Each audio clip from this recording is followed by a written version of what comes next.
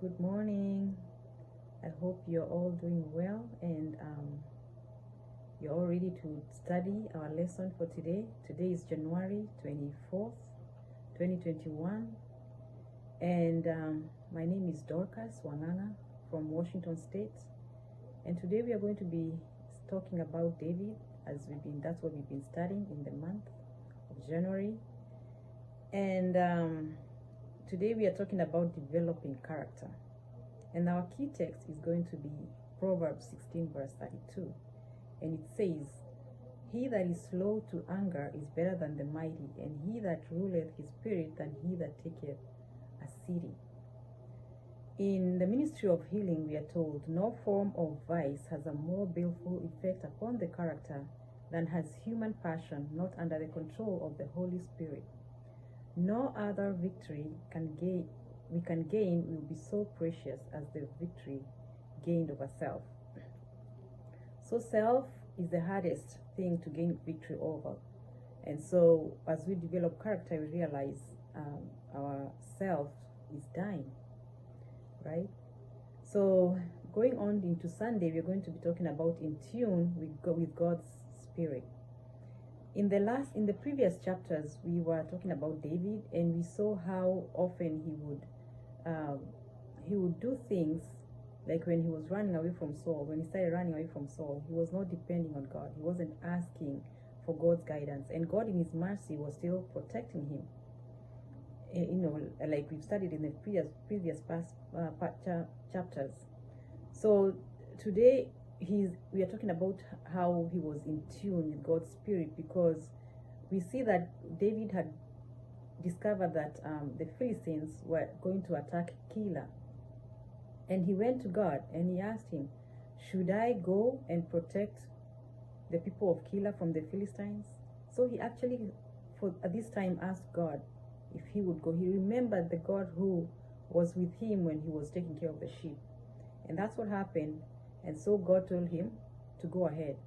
And so we see a marked difference in how David was before at the beginning, when he went to the temple and ate the bread, because he actually had to lie, and after that he also pretended to be mad. So in this case, he actually asked God for help. And we see that after he had saved the people of Keilah from the Philistines, Saul discovered that he was there, and he found out also that Saul wanted to come over to Keilah to kill David. And so David again went back to the Lord and asked him, if he comes, is he going to, are the people of Keilah going to hand me over to him? And the Lord told him yes. So David took off again, and he went out into the caves, into the wilderness and into the caves to hide. So we see that in this time, David was in tune with God's Spirit. And then we see again another episode where now he was in the cave with his 600 men, and Saul was there, and Saul was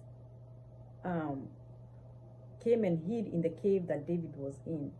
And the men of David were telling him, "Now God has handed him into your hands." And David would have taken advantage and killed Saul. But the Spirit of the Lord spoke to him, and he remembered that Saul, even as evil as he was still God's anointed. And so he didn't want to do that. He didn't allow himself to be controlled by passion or the desire to revenge. But he did we see that he cut Saul's coat. And after that, he was so remorseful that he actually told his men, "No, let's not touch him. He's the Lord's anointed." So the following day, we know we're going to continue and see what happened after that. So in this Sunday study, we find that David's character was getting molded into the likeness of the Spirit of the Lord. And we see a marked difference in the way he was behaving, and it shows that he was still growing and starting to trust in the Lord again. So I hope you're blessed by this study for today. And as we think about how our characters are developing, how much time we spend asking the Lord for guidance in our everyday life before we make decisions, and we see that in David's life. And when he asked for guidance and his spirit was molded with the Spirit of God, he made wiser decisions than he had before. So I hope we can do the same and learn to do the same, to learn to trust and ask the Lord for guidance before we make big decisions. And the Lord will always guide us in the right direction as long as our hearts are closely knit with His. So you have a blessed day.